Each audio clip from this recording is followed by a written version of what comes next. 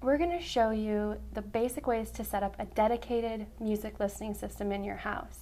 So that way you can get the best sound from your iPhone, your iPod, your computer, a CD player, turntable, and send that out to really good sounding speakers for a great listening experience at home. And we're just talking about a 2-speaker stereo system today. No surround sound, no home theater. This is really all about music. So we're going to show you a basic system, a little higher end system, and then a couple ways to kind of build upon those systems too. This is our basic setup here, and that starts with a high quality stereo receiver. This is where you'll connect all of your sources, and this TAC receiver is on the compact size. Right, it's kind of designed for like apartments or any situation where your space is limited. You could maybe even squeeze it onto a desktop. And we also carry a lineup of more component-sized, bigger stereo receivers as well. Then they do the job just as well. And what the receiver is going to do is process the signal and then send that signal and power out to your speakers. Right.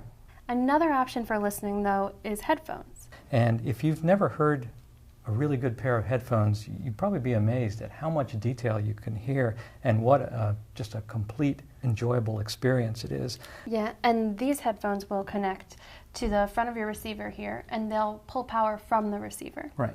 One way to boost a stereo system, whether it's one you're building or maybe one you have at home, is a DAC, or a digital to analog converter. And when you add this to your system, this is where the processing is going to take place instead of taking place in the receiver. And a DAC will really kind of transform your music. This is going to make your music clearer. It's going to give more detail. One great place to use a DAC is with a computer, because the sound card that's in your computer probably isn't going to do as good of a job processing the signal as this will. Right, and another good use would be if you have an old CD player. It will have a DAC inside it, but it's not going to be as advanced as this DAC. So all you have to do is plug a digital cable out from your CD player into this DAC, and all of a sudden your music will sound a lot better. So these bookshelf speakers will give you pretty full range sound, but if you like more bass, one option is to go with a powered subwoofer like this one.